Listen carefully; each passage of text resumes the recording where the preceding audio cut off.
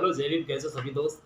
मैं आपका दोस्त राजीव और आर्ट यूकेटी चैंपियन चैनल में आपका स्वागत है। दोस्तों, आज हम एक ऐसे विषय के बारे में बात करेंगे और ऐसी चीज़ के बारे में आपको बताऊंगा जिसके बारे में आप लोग में से शायद बहुत कम लोग इस चीज़ को जानते होंगे। तो चलिए दोस्तों, टाइम वेस्ट ना करते वीडियो को शुरू करते हैं। तो दोस्तों, बात उस समय की है जब हमारे बाबा साहेब लंदन यूनिवर्सिटी में पढ़ाई करते थे।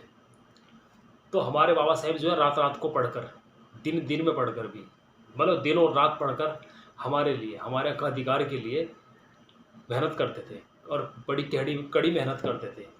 हम आज के टाइम में इस चीज़ का अंदाज़ा बिल्कुल भी नहीं लगा सकते कितनी मेहनत और कितना संघर्ष उन्होंने किया हुआ है। ठीक है दोस्तों, आज हम खुली आज़ादी में जो जी रहे हैं सर बाबा साहेब जी की देन है। अगर उन्होंने संघर्ष ना किया होता तो आज हमारी स्थिति बहुत दयनीय होती। जानते हो दोस्तों, एक वो दौर भी था जब बाबा साहेब जी को एडमिशन तक दे बहुत स्कूल में एडमिशन लेने तक के लिए, मतलब ये है कि मना कर दिया गया था। एडमिशन सिर्फ उनकी जाति के नाम पर नहीं दिया जाता था कि महार कास्ट से थे, दलित कास्ट से थे। और ये नहीं, स्कूल के बाहर पढ़ते थे। वो दौर क्या दौर होगा जब बाहर स्कूल में सबसे बड़े तो सबसे पीछे पढ़ते थे या क्लास के बाहर पढ़ते थे। और यही नहीं, गांव जिस जिस गांव में वो रहते थे उस गांव में भी उनके साथ बहुत यातनाएं हुई, बहुत भेदभाव उनके साथ होता था। आप अंदाज़ा नहीं लगा सकते, मैं खुद अंदाज़ा नहीं लगा सकता कि कितनी यातनाएं उन्होंने उस समय में सही होंगी। ये नहीं, बाबा साहेब को पानी पीने तक का अधिकार नहीं था, पानी छूने तक का अधिकार नहीं था। ठीक है, किसी दुकान पे अगर चले गए तो राशन लेने तक का अधिकार नहीं था। ऐसा उन्होंने समय सहा है। और ये नहीं, वो जब बाल कटवाने के लिए नाई के यहाँ चले जाते थे ना, नाई उनके बाल तक का नहीं काटता था कि बाहर कास्ट से है। क्या कहते थे उनसे कि तुम अपने कास्ट के लोगों से बाल कटाओ, हम तुमको नहीं छुएंगे। मतलब इतना छुआछूत वाला भेदभाव उन्होंने सहा हुआ है। तो इसी के ऊपर उन्होंने काम किया था हमारे लिए। इस चीज़ को सहते हुए, उन्होंने देखते हुए कि ये चीज़ आज मैं सह रहा हूँ, मेरी पीढ़ी ना सहे, मेरे लोग ना सहें, इस चीज़ के लिए ही उन्होंने कानून लिखे थे कि सबको समानता का अधिकार मिलेगा, सब समान रहेंगे, किसी के साथ कोई भेदभाव नहीं होगा। लेकिन आज भी व्याप्त है ये चीज़, आज भी व्याप्त है इस देश के अंदर। बहुत स्टेट में ऐसा देखने को मिल जाता है। कभी पानी पीने के नाम पर, घड़ा छूने के नाम पर बच्चों को मार दिया जाता है। कभी फीस के नाम पर बच्चों के साथ दरिंदगी होती है, उनके साथ मारपीट तक होती है। स्कूल में बच्चों को ये कहकर तक भगा दिया जाता है कि तुम चमार कास्ट के बच्चे हो, हम तुमको नहीं पढ़ाएंगे। तो इतना कुछ आज भी देखने को मिलता है। लेकिन हमारे बाबा साहेब जी ने सिर्फ यही कहा था कि आप लोगों को सिर्फ मेरे बताए का रास्ते पर चलना है। ठीक है, तो बात उस समय की है जब बाबा साहेब एक बार कोलंबिया यूनिवर्सिटी में जब पढ़ रहे थे, तो उनका जो क्लासमेट था, बाबा साहेब रात को पढ़ रहे थे, रात को 3 बजे। तो उनका जो क्लासमेट था रात को उठा, उन्होंने देखा बाबा साहेब रात को पढ़ रहे हैं 2:30-3 बजे। तो उसने पूछा, बाबा साहेब आप सोए नहीं, आप पढ़ रहे हो? तो बाबा साहेब जी ने उनसे मीठे स्वर में कहा, मैं पढ़ नहीं रहा हूँ, मैं वो गहन चिंतन भी कर रहा हूँ पढ़ाई के साथ साथ कि मेरा समाज, मैं तो यहाँ पढ़ रहा हूँ इस अच्छी फैसिलिटी में, लंदन यूनिवर्सिटी में पढ़ रहा हूँ, लेकिन मेरे समाज जो वहाँ है उनके साथ बहुत दुर्व्यवहार है। हर चीज़ के साथ उनके साथ छुआछूत है। मर्जी से पानी नहीं पी सकते, मर्जी से किसी की शादी में नहीं जा सकते, मर्जी से कुछ नहीं कर सकते। ये है कि एक बंधन में बंधे हुए हैं। तो मुझे पढ़ना है। और यही नहीं, बाबा साहेब पढ़े लिखे इंसान, एक ऐसे इंसान थे, इतना आज तक कोई भी पढ़ा हुआ नहीं है पूरे हिंदुस्तान के अंदर भी। 32 डिग्रियाँ तक वो रखते थे, किसी के पास नहीं होगी आज तक भी, रिकॉर्ड है ये। ठीक है,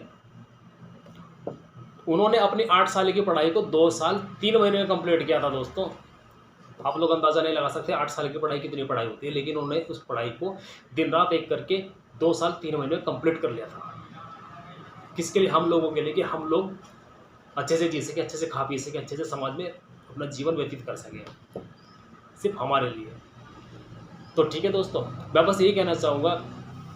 और दूसरी बात ये मैं कह रहा था कि हाँ, अगर आप लोगों ने पढ़ाई छोड़ दिया तो पढ़ाई को कहीं मत छोड़ो, पढ़ाई करते रहो। हमारी पढ़ाई हमारा कैरेक्टर होती है, क्योंकि अगर हम पढ़ेंगे नहीं तो बढ़ेंगे नहीं।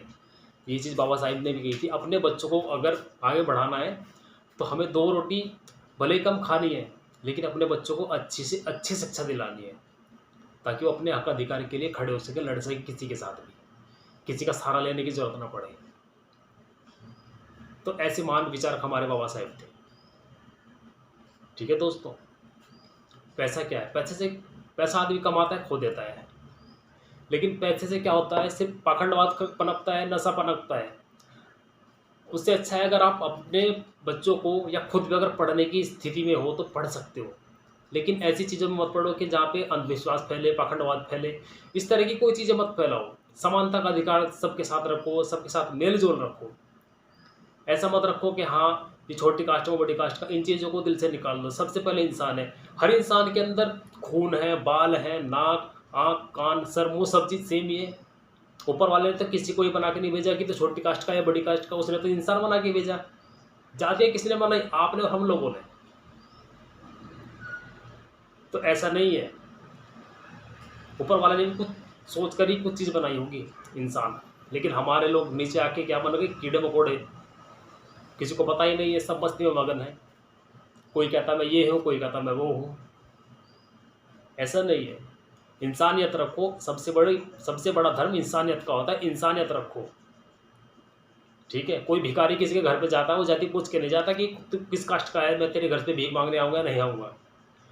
आज के दौर की बात बता रहा हूँ, उस दौर की बात छोड़ दो जब भिखारियों को जात देकर उनको भीख दी जाती थी। लेकिन आज के दौर में ये देख लीजिए कि हर कास्ट का आदमी आज हर घर पे भीख मांगने आता है, चाहे वो मुस्लिम हो, चाहे वो हिंदू हो, चाहे कोई भी हो। सब अपने अपने मज़हब के लिए चंदा मांगने आते हैं कि भवन बनाना है, हमें मस्जिद बनानी है, हमें बनाना। सही, अच्छी बात है, अच्छा काम कर रहे हो, मैं ये नहीं कहूँ गलत काम कर रहे हो, भीख मांग रहे हो, लेकिन नहीं, भवन के लिए काम कर रहे हो ठीक है, लेकिन धर्म के नाम पर पैसा लेकर अगर तुम हुड़दंग मचा रहे हो, पैसे को बर्बाद कर रहे हो, नशा पत्ता कर रहे हो, पाखंडवाद मचा रहे हो, वो चीज़ गलत है। मैं भी इस चीज़ के खुद खिलाफ हूँ। और लोग करते हैं कानून की बात। हम अपने घर में कानून नहीं बना सकते, लेकिन हमारे बाबा साहेब को देखो कितनी बड़ी सोच थी उन्होंने। सबको समान रखने के लिए एक संविधान की रचना की, ठीक है। संविधान की रचना इसीलिए की गई थी कि सबको समान हक मिले। लेकिन आज कुछ लोग संविधान बदलने की बात करते हैं।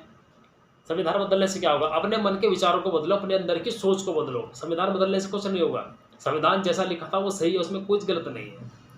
कुछ चीज़ों को सोच परख कर ही तो बाबा साहेब संविधान लिख गए। कोई बेवकूफ़ तो थे नहीं कि अगर बेवकूफ़ होते थे किसी समझदार इंसान के लिए के हाथ में सौंप कर नहीं जाते, ठीक है। वो पढ़े लिखे इंसान थे, समझदार, जिनके हाथ में संविधान को सौंपा गया था। तो ठीक है दोस्तों, बहुत अच्छी बात मैंने बताई है। अगर वीडियो पसंद आए तो लाइक कमेंट शेयर करना इस बात को, और शेयर भी करते रहना, ठीक है दोस्तों। तो मिलता हूँ एक नई वीडियो में। मेरी बात से अगर किसी के दिल को ठेस पहुँचे तो मैं दिल से क्षमा चाहूँगा दोस्तों। बाकी जो मुझे कहना था बाबा साहब के बारे में, अपने समाज के बारे में, वो मैंने बताया है, ठीक है दोस्तों। तो मिलते हैं एक नई वीडियो में, तब तक के लिए जय भीम, जय संविधान। बने रहिएगा मेरे चैनल पर, आर डी चैंपियन चैनल।